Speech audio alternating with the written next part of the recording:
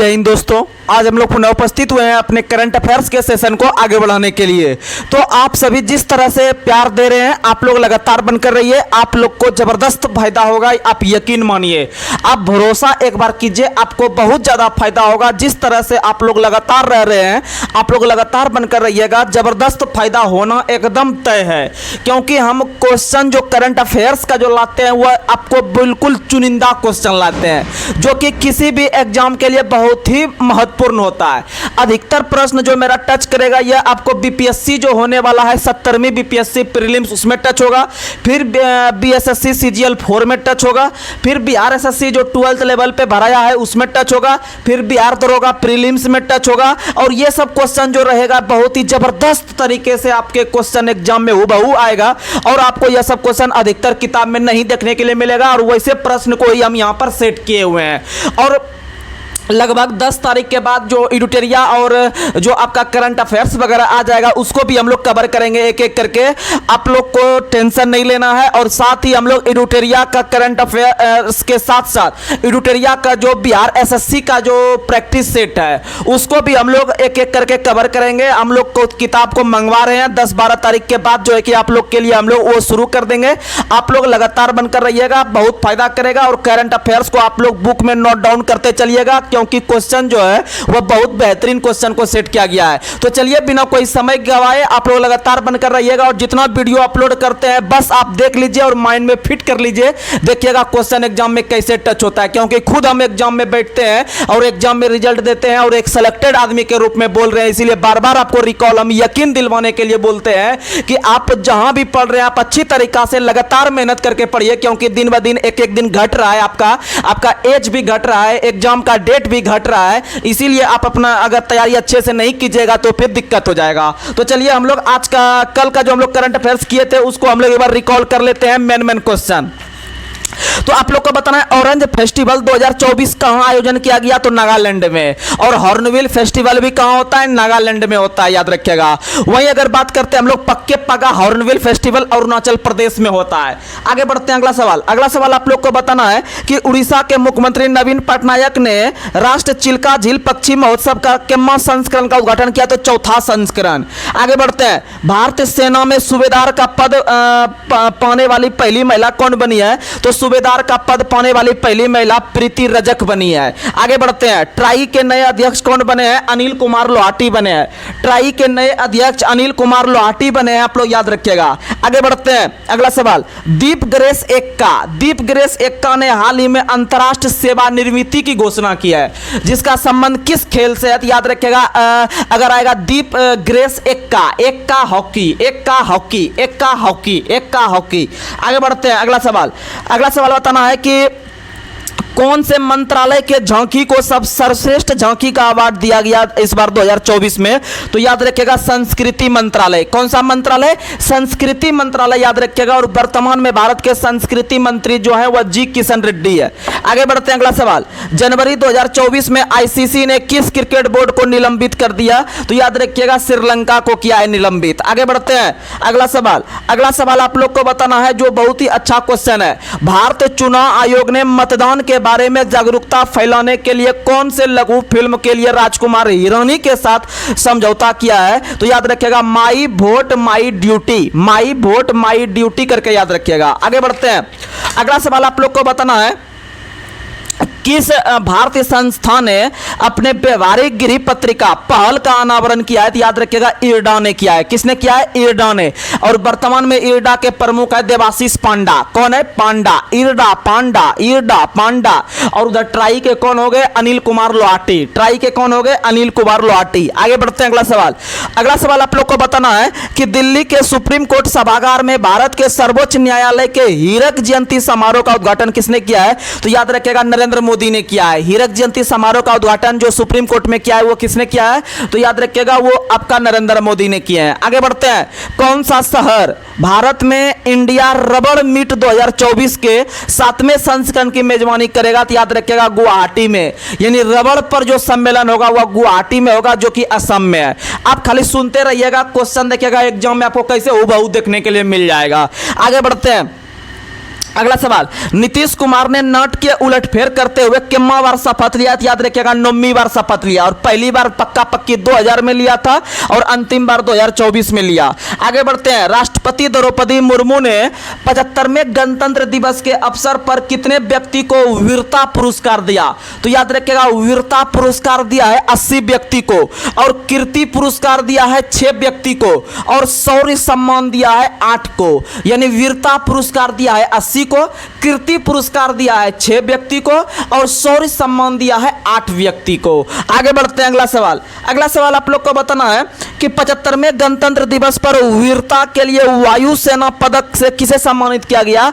तो 75वें गणतंत्र दिवस पर वीरता पुरस्कार जो दिया गया है वो निकिता मल्होत्रा को दिया गया है। निकिता मल्होत्रा को दिया गया है। और सूबेदार के पद पर बैठने वाली पहली महिला कौन बनी है सेना में? तो वो आपके बने हैं प्रीति रजक। आगे बढ़ते हैं। अगला सवाल, अगला सवाल बताना है कि किस खिलाड़ी ने हैदराबाद के नेक्सजन क्रिकेट ग्राउंड में आयोजित रणजी ट्रॉफी 2023-24 में अरुणाचल प्रदेश के खिलाफ 147 गेंद में जबरदस्त जो है कि 323 रन ठोक दिया? तो याद रखिएगा तन्मय अग्रवाल। तन्मय अग्रवाल हैदराबाद के नेक्सजन क्रिकेट ग्राउंड में अरुणाचल प्रदेश के खिलाफ ठोके। आगे बढ़ते हैं। तो चलिए आज का हम लोग नया नया प्रश्न देखते हैं। लगभग 25 प्रश्न देखने वाले हैं, बहुत जो कि बहुत जबरदस्त होगा। भारत का समाचार पत्र दिवस प्रत्येक वर्ष कब मनाते हैं? तो समाचार पत्र दिवस जो मनाते हैं, याद रखिएगा बहुत अच्छा क्वेश्चन है। एक होता है आपका जो है कि पत्रकारिता दिवस, वो अलग चीज हो गया। लेकिन भारत का समाचार पत्र दिवस जो प्रत्येक वर्ष मनाते हैं वह क्या तारीख को मनाते हैं? यानी एक होता है प्रेस स्वतंत्रता दिवस। प्रेस स्वतंत्रता दिवस 3 जून को मनाते हैं, 3 मई को मनाते हैं। 3 मई को प्रेस स्वतंत्रता दिवस मनाते हैं। लेकिन यहां पर क्वेश्चन है भारत का समाचार पत्र दिवस कब मनाते हैं? तो भारत के अंदर में पहला समाचार पत्र जेम्स ऑगस्टस हिक्की के द्वारा 1780 ईस्वी में बंगाल गजट के नाम से प्रकाशित किया था। तो वह डेट था, याद रखिएगा 28 जनवरी। कौन सा डेट था? 28 जनवरी डेट था, याद रखिएगा 28 जनवरी। 28 जनवरी डेट था, याद रखिएगा। इसीलिए अगर पूछेगा समाचार पत्र दिवस कब मनाते हैं तो याद रखिएगा 28 जनवरी को मनाते हैं। कब मनाते हैं? 28 जनवरी को मनाते हैं। लेकिन क्वेश्चन पूछेगा प्रेस स्वतंत्रता दिवस कब मनाते हैं तो वो 3 मई को मनाते हैं, याद रखिएगा। और 3 जून को हम लोग साइकिल दिवस मनाते हैं। आगे बढ़ते हैं। AI स्टार्टअप कुट्रिम 2024 में भारत का पहला यूनिकॉर्न जो बन गया वह किस कंपनी ने इस तकनीक को लॉन्च किया है? तो याद रखिएगा ओला ने। किसने लॉन्च किया है? ओला ने। और ओला कंपनी के जो वर्तमान में CEO है वो भविष्य अग्रवाल है। कौन है? भविष्य अग्रवाल। याद रखिएगा जैसे कहीं पर आपको यात्रा करने में दिक्कत होता है तो आप ओला बुक कर लेते हैं, तो उसी तरह से जो है कि ओला जो आप बुक करते हैं तो ओला जो है वह भविष्य के लिए बहुत अच्छा है। यानी ओला के CEO भविष्य अग्रवाल। ओला के CEO कौन है? भविष्य अग्रवाल। आगे बढ़ते हैं। टेलीकॉम प्रमुख रिलायंस जियो ने भारत में 5G इनोवेशन लैब स्थापित करने के लिए किस कंपनी के साथ हाथ मिलाया है? तो याद रखिएगा टेलीकॉम रिलायंस जियो ने 5G इनोवेशन स्थापित करने के लिए OnePlus के साथ समझौता किया है। किसके साथ? OnePlus बहुत बड़े मोबाइल कंपनी है, याद रखिएगा, इनके साथ समझौता किया है। आगे बढ़ते हैं। टाटा समूह और यूरोप स्पेस कंपनी एयरबेस ने भारत में मिलकर कौन से नागरिक हेलीकॉप्टर बनाने का समझौता किया है? याद रखिएगा H125 जो बनाएगा वह टाटा समूह और यूरोप स्पेस कंपनी एयरबेस ने बनाएगा। आगे बढ़ते हैं। 63वीं केंद्र भूवैज्ञानिक प्रोग्रामिंग बोर्ड की बैठक किस शहर में हुई है? तो केंद्र भूवैज्ञानिक प्रोग्रामिंग बैठक जो हुआ है वह भोपाल में हुआ है। भूवैज्ञानिक की बैठक भोपाल में हुआ है। भूवैज्ञानिक की बैठक कहाँ हुआ है? भोपाल में। और आप सभी को हम लोग टेलीग्राम चैनल जो हम लोग का चलता है कौशल जीके जीएस क्लासेस के नाम से, जिनका लिंक हम लोग सर प्रत्येक वीडियो के डिस्क्रिप्शन में दिए हुए हैं, आप लोग उससे लिंक को जो है कि ऐड करके आप लोग ऐड हो सकते हैं उसमें।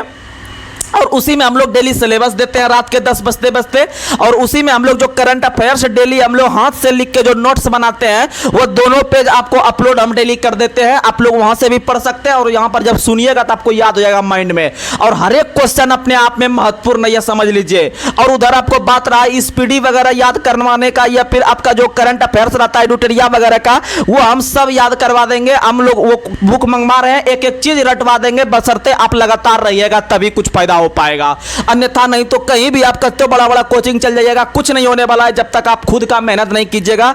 और आपको जो हम ये कंटेंट दे रहे हैं बिल्कुल फ्री दे रहे हैं और जबरदस्त दे रहे हैं, नहीं तो आप जाके अच्छा अच्छा कोचिंग में करंट अफेयर से तुलना कर लीजिएगा। अगर ऐसा कंटेंट अगर आपको मिल जाएगा तो फिर, और आपको जो ये क्वेश्चन दे रहे हैं आपको एग्जाम में के व्यू से दे रहे हैं और लेवल के एग्जाम का दे रहे हैं, CGL 4 में टकराएगा डायरेक्ट। और BPSC का हम बात करते हैं, BPSC प्रीलिम्स में जाके आप बैठ जाइएगा, अगर 25 करंट रहेगा, अगर 20 अगर डायरेक्ट नहीं लड़वा दिए तो फिर आप बोलिएगा। और जो बिहार टीचर में बैठिएगा उनके लिए भी फायदा है, क्योंकि 1 से 5 में लगभग 15 करंट अफेयर्स पूछा जाता है, और यह जो हम करंट अफेयर्स का लेवल बनाए या BPSC लेवल ही बनाए हैं, क्योंकि अधिकतर लड़का अभी BPSC का भी एग्जाम देने वाले हैं। आगे बढ़ते हैं। भारत और सऊदी अरब के बीच संयुक्त सैन्य अभ्यास सदा तनिष्क का कौन सा संस्करण 29 जनवरी से 10 फरवरी तक राजस्थान में आयोजित किया गया? तो याद रखिएगा सदा यानी 100 दुआ का सदा। अच्छा, सदा यानी सऊदी अरब, यानी भारत और सऊदी अरब के बीच पहली बार, याद रखिएगा, भारत और सऊदी अरब के बीच पहली बार सदा तनिष्क नाम का संयुक्त सैन्य अभ्यास हुआ है, इसीलिए यह प्रश्न एग्जाम के व्यू से इंपॉर्टेंट है। आगे बढ़ते हैं। 2023 के लिए ICC पुरुष one day cricketer of the year का पुरस्कार किसे दिया गया? तो याद रखिएगा इंडियन खिलाड़ी है जिनका नाम है विराट कोहली, याद रखिएगा। आगे बढ़ते हैं। अंतर्राष्ट्रीय स्वच्छ ऊर्जा दिवस कब मनाते हैं? तो अंतर्राष्ट्रीय स्वच्छ ऊर्जा दिवस हम लोग 26 जनवरी को मनाते हैं। कब मनाते हैं? 26 जनवरी को मनाते हैं अंतर्राष्ट्रीय स्वच्छ ऊर्जा दिवस, याद रखिएगा, क्योंकि उस दिन हम लोग झंडोत्तोलन करते हैं गणतंत्र दिवस के अवसर पर, इसीलिए याद रखिएगा उस दिन हमको स्वच्छ ऊर्जा मिलती है। कैसी ऊर्जा मिलती है? स्वच्छ ऊर्जा मिलती है, इसीलिए स्वच्छ ऊर्जा दिवस 26 जनवरी को ही मनाते हैं, और उसी दिन हम लोग गणतंत्र दिवस मनाते हैं। और याद रखिएगा यह गणतंत्र दिवस हम लोग मनाना जो शुरू किए थे वो आपके गणतंत्र दिवस अर्थात जब हमारा संविधान लागू हुआ था 26 जनवरी 1950 में, और भारत के अंदर में 26 जनवरी के अवसर पर ही विभिन्न प्रकार के देश से मुख्य अतिथि आते रहते हैं, और 2024 में जो आए हैं वो फ्रांस के राष्ट्रपति इमैनुअल मैक्रोन आए हैं। आगे बढ़ते हैं। नरसंहार के पीड़ितों की याद में अंतर्राष्ट्रीय स्मरण दिवस हाल ही में जो मनाना शुरू हुआ है वह क्या तारीख को? 27 जनवरी को, याद रखिएगा 27 जनवरी को। आपको हम 3 दिवस बता दिए, एक बताए 28 जनवरी को समाचार पत्र दिवस, एक बताए 26 जनवरी को आपको जो है कि स्वच्छ ऊर्जा दिवस, वहीं एक बताए 27 जनवरी को बताए आपको नरसंहार के पीड़ितों के लिए स्मृति में दिवस। आगे बढ़ते हैं। विश्व की पहली ब्लैक टाइगर सफारी, विश्व की पहली ब्लैक टाइगर सफारी जो स्थापित किया गया है वह कौन से अभ्यारण्य में? तो याद रखिएगा सिमलीपाल अभ्यारण्य उड़ीसा में है। सिमलीपाल वन्यजीव अभ्यारण्य उड़ीसा में है, करलापट भी उड़ीसा में है, चिल्का झील भी उड़ीसा में है। तो ये सब जो है आपका उड़ीसा में है, तो उसमें से जो सिमलीपाल अभ्यारण्य उड़ीसा में है उसी में ब्लैक टाइगर सफारी का शुरुआत किया गया है। आगे बढ़ते हैं। भारत और किस देश ने सूचना प्रौद्योगिकी के क्षेत्र में सहयोग और बढ़ावा देने के लिए हस्ताक्षर किया है? तो भारत और ओमान के बीच, भारत और ओमान के बीच जो है कि प्रौद्योगिकी यानी टेक्नोलॉजी के क्षेत्र में जो है कि समझौता हुआ, याद रखिएगा। भारत और ओमान के बीच टेक्नोलॉजी के क्षेत्र में जो है कि समझौता हुआ है, याद रखिएगा। ओमान की राजधानी मस्कट है। कहां है? मस्कट है। आगे बढ़ते हैं। अगला सवाल। भारत का दूसरा VLF संचार स्टेशन किस राज्य में स्थापित किया जाएगा? तो भारत का दूसरा VLF संचार स्टेशन जो स्थापित होगा वह तेलंगाना में होगा, और पहला जो VLF जो स्टेशन जो स्थापित हुआ है वह तमिलनाडु में हुआ, याद रखिएगा। आगे बढ़ते हैं। रक्षा मंत्रालय ने 1070.47 करोड़ की लागत से भारतीय तटरक्षक के लिए 14 तेज गश्ती जहाजों के अधिग्रहण के लिए किस कंपनी के साथ अनुबंध पर हस्ताक्षर किया है? तो याद रखिएगा Mazagon dockyard limited. Mazagon dockyard limited Mumbai में है, उसी के साथ रक्षा मंत्रालय ने समझौता किया है 1070.47 करोड़ रुपया के तहत कि हमको 14 गो तेज गश्ती वाला जहाज दीजिए कि कहीं कोई अटैक तो नहीं कर रहा है हमारे देश के क्षेत्र में। आगे बढ़ते हैं। रक्षा मंत्रालय द्वारा कर्तव्य पथ, रक्षा मंत्रालय द्वारा कर्तव्य पथ नई दिल्ली में गणतंत्र दिवस परेड 2024 को देखने के लिए विशेष अतिथि के रूप में किसे आमंत्रित किया गया? तो याद रखिएगा विशेष तरह से जो उभरा था वह पीएम विश्वकर्मा योजना। कौन सा योजना? पीएम विश्वकर्मा योजना, जो नरेंद्र मोदी के द्वारा पिछले वर्ष 2023 में 17 सितंबर अपने जन्म दिवस के अवसर पर उन्होंने जारी किया था। और इसमें जो है कि विभिन्न प्रकार के छोटे छोटे कामगार जो करने वाले हैं, जैसे कि लोहार हो गया, उसके बाद जो है कि मछुआरा वगैरह हो गया, तो ये सब टोटल 18 वर्ग के क्षेत्र में काम करने के लिए कुल जो है कि आपको 3 लाख रुपया का लोन दिया जाएगा। याद रखिएगा, बहुत इंपॉर्टेंट प्रश्न है। आगे बढ़ते हैं। कौन सा देश अपनी राजधानी में पहला शराब स्टोर खोलेगा जो विशेष रूप से गैर मुस्लिम राजनयिक को सेवा प्रदान करेगा? तो याद रखिएगा, आपको सऊदी अरब की राजधानी रियाद है। सऊदी अरब की राजधानी रियाद है, वहीं पर पहली बार जो है कि आपको शराब स्टोर खुल रहा है। याद रखिएगा, गैर मुस्लिम के लिए सेवा प्रदान करने के लिए। आगे बढ़ते हैं। कौन सी वित्त कंपनी प्रधानमंत्री सूर्योदय योजना के तहत छत पर सौर पैनल की स्थापना के लिए 1.2 ट्रिलियन तक ऋण देगी? तो याद रखिएगा REC लिमिटेड, REC लिमिटेड। और यह सब प्रश्न आपको डायरेक्ट एग्जाम में देखने के लिए जब मिलेगा तो आपको लगेगा यह प्रश्न तो हम कहीं पढ़े ही नहीं है, लेकिन आपको हम उस लेवल से आपको बता रहे हैं। आपको स्पीडी का करंट अफेयर्स और एडिटोरिया का करंट अफेयर्स तो आपको मुंह पे हम रटवा देंगे, लेकिन उससे हाई लेवल का अगर प्रश्न आता है, क्योंकि करंट अफेयर्स सबके बस का बात नहीं होता है रटना, लेकिन आपको हम हाई लेवल का प्रश्न दे देंगे। अगर मान लीजिए CGL 4 में आप एक प्रश्न बना लेते हैं, आपको थोड़ा सा भीड़ से हटकर अगर एक प्रश्न ज्यादा बना लेते हैं तो एक प्रश्न में आपको 4 नंबर मिलता है। और समझ सकते हैं कि कट ऑफ जब फाइनल मेरिट लिस्ट बनेगा तो अगर मेरा एक प्रश्न सही रहता तो हमको ASO का पोस्ट आराम से मिल जाता, और ऐसे भी मिल जाता, लेकिन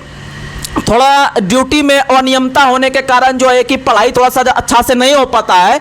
लेकिन कोशिश अच्छा किए थे, लेकिन फिर भी जो है कि आर्ट्स ऑनर्स होने के कारण जो है कि हमको नहीं सेलेक्ट हो पाए, अंतिम रूप से DV करा के हम बाहर हो गए। लेकिन खैर कोई बात नहीं, लगभग 1500 मेरा रैंक था, लेकिन फिर भी हम बाहर हो गए, क्योंकि अगर दूसरा कोई ऑनर्स रहता तो मेरा आराम से हो जाता। खैर कोई बात नहीं, हिम्मत कभी नहीं हारना है आप लोग को। जब हम साथ में चल रहे हैं, आपको जॉब में रह के आपको समय निकाल के हम इतना मेहनत कर रहे हैं आपके लिए, तो समझ सकते हैं कि आपको हम आराम से सेलेक्ट करवाएंगे। हाईएस्ट आप मेरे साथ किस लिए जुड़े होंगे? हाईएस्ट बिहार पुलिस का तैयारी करने के लिए जुड़े होंगे, बिहार SSC का तैयारी करने के लिए जुड़े होंगे, बिहार BPSC की प्रीलिम्स के लिए जुड़े होंगे, या बिहार टीचर के लिए जुड़े होंगे, या फिर आप जो है कि CGL 4 के लिए जुड़े होंगे, या रेलवे के विभिन्न प्रकार के वनडे एग्जाम के लिए जुड़े होंगे, या फिर आप डिफेंस के एग्जाम के लिए जुड़े होंगे। तो आपको बता देते हैं कि ऐसा कोई वनडे एग्जाम नहीं है जो कि हम नहीं निकाले हैं, लेकिन हम फिजिकल में सब में बाहर हैं। RPF SI कांस्टेबल में बाहर है, पिछला बार ही जो आया था। उसके बाद जो है कि मेरा 97 नंबर था पिछला बार RPF में, बता देते हैं कि बात हाथ में किताब है। पिछला बार RPF में 97 मेरा मार्क्स आया था, एकदम रो मार्क बता दिए। उसके बाद फिर बता देते हैं RPF ये बिहार SI में हम फिजिकल में बाहर हैं 2213 में। इस बार तो हम एग्जाम भी नहीं दे पाए थे, क्योंकि उस दिन जो है कि मेरा ये DV का डेट था जो है कि 16 तारीख को, उस दिन भी चल गए थे DV करवाने CGL का, तो उस दिन नहीं दे पाए तो छोड़ दिए। और बिहार CGL का बात कीजिएगा तो हम आराम से दोनों एग्जाम निकाल चुके हैं, DV के भी करवा लिए, बाद में मेरिट से बाहर है तो खैर कोई बात नहीं। उसके बाद बिहार BPSC 66 BPSC 2020 में दिए थे, उसमें प्रीलिम्स में मेरा 108 नंबर था, आराम से हो गया था। मेंस में भी बेटे, मेंस में भी अपने तैयारी के बल पर घर में रह के जो है कि लॉकडाउन के समय 312 नंबर उठाए हैं, मार्कशीट अभी मेरे पास है। एक विषय में हम अच्छा तैयारी नहीं कर पाए थे, लेकिन फिर भी बहुत हद तक मेहनत किए थे। खैर कोई बात नहीं, आगे और मौका मिलेगा। उसके बाद अगर बात करते हैं हम लोग रेलवे के अंतर्गत, तो जो है कि रेलवे NTPC में भी जो है कि क्वालिफाई किए थे, लेकिन मेंस का एग्जाम एग्जाम नहीं दे पाए थे, क्योंकि उसी दिन मेरा जो है कि क्या था, तो उसी दिन मेरा बिहार एसआई का दौड़ था पटना में, याद रखिएगा। पटना में मेरा बीएस कॉलेज दानापुर में दौड़ हो रहा था, उसी दिन मेरा इंदौर में सेंटर मध्य प्रदेश में था, इसीलिए हम दोनों नहीं कर पाए थे एक जगह। तो खैर एग्जाम का अगर बात कीजिएगा तो एग्जाम बहुत निकाल के बैठे हुए हैं, एग्जाम में टक्कर जो है कि आराम से हम दे देंगे, कोई दिक्कत नहीं है। लेकिन हाँ, फिजिकल आप लोग बना के रखिएगा, क्योंकि फिजिकल का एक्सपीरियंस हमको 0 लेवल का है। खैर कोई बात नहीं, आप लोग लगातार बनकर रहिएगा, एग्जाम पक्का निकलवा देंगे। बस आप लगातार बना रहिएगा, कंटिन्यू, क्योंकि कंटिन्यू नहीं रहिएगा फिर दिक्कत हो जाएगा। आगे बढ़ते हैं, अगला सवाल, कौन सा बैंक 20 मिलियन क्रेडिट कार्ड उपलब्धि हासिल करने वाला पहला ऋणदाता बन गया? तो याद रखिएगा एचडीएफसी बैंक। कौन सा बैंक? HDFC bank. एक बार क्वेश्चन दोहरा देते हैं, कौन सा बैंक 20 मिलियन क्रेडिट कार्ड उपलब्धि हासिल करने वाला पहला ऋणदाता बन गया? तो याद रखिएगा एचडीएफसी बैंक। और एचडीएफसी बैंक के बारे में एक और प्रश्न बता देते हैं कि भारतीय रिजर्व बैंक ने किस बैंक में चुकता शेयर पूंजी की कुल 9.99% हिस्सेदारी हासिल करने के लिए एलआईसी के आवेदन को मंजूरी दिया है? तो याद रखिएगा एचडीएफसी बैंक। अगर एलआईसी करके कोई क्वेश्चन पूछे कौन सा बैंक, तो मारिएगा एचडीएफसी बैंक। वहीं याद रखिएगा सबसे अधिक 20 मिलियन क्रेडिट कार्ड जो लॉन्च किया है वह भी एचडीएफसी बैंक ने किया है। आगे बढ़ते हैं, जनवरी 2024 में किस खाद्य वितरण कंपनी को भुगतान एग्रीकेटर के रूप में काम करने के लिए आरबीआई से प्राधिकरण का प्रमाण पत्र प्राप्त हुआ है? तो याद रखिएगा जोमेटो को। किसको प्राप्त हुआ है? जोमेटो को। यानी जोमेटो जो है वह एगो फूड डिलीवरी करने वाला एक कंपनी है, जिसका स्थापना 2008 में हुआ था शायद, याद रखिएगा। और इसको आरबीआई के द्वारा हाल ही में प्रमाण पत्र प्राप्त हुआ है। तो समझ सकते हैं ये सब क्वेश्चन का लेवल क्या है, आपको पता चल रहा होगा। आगे बढ़ते हैं, डेजर्ट नाइट संयुक्त सेनाभ्यास किन देशों के बीच हुआ है? तो डेजर्ट नाइट संयुक्त सेनाभ्यास भारत के बीच हुआ है, फ्रांस के बीच हुआ है और यूएई के बीच हुआ है। ये 3 देश के बीच हुआ है, याद रखिएगा। आगे बढ़ते हैं, कृषि मेला के 7वें संस्करण की मेजबानी कौन करेगा? तो कृषि मेला के 7वें संस्करण की मेजबानी आईआईएम काशीपुर करेगा। आईआईएम काशीपुर करेगा, आप लोग याद रखिएगा। और आप लोग को जो है कि हम लोग एडुटेरिया का लगभग 1 पेज आपको हम डेली याद करवाएंगे करंट अफेयर्स। अभी हम मंगवा रहे हैं करंट अफेयर्स, आराम से आप लोग को याद रहिएगा, आराम से अपना ख्याल रख के, स्वास्थ्य का ख्याल रख के आप अपना पढ़ाई कीजिएगा। और पढ़ाई एक ऐसा चीज है, जब आप लगातार कम से कम 5 से 6 घंटा पढ़िएगा तो एग्जाम में आपका एग्जाम निकल जाएगा, कोई शक नहीं है। तो चलिए आज के हम इस सेशन को यहीं पर ब्रेक कर रहे हैं। तब तक के लिए जय हिंद, जय भारत, जय बिहार।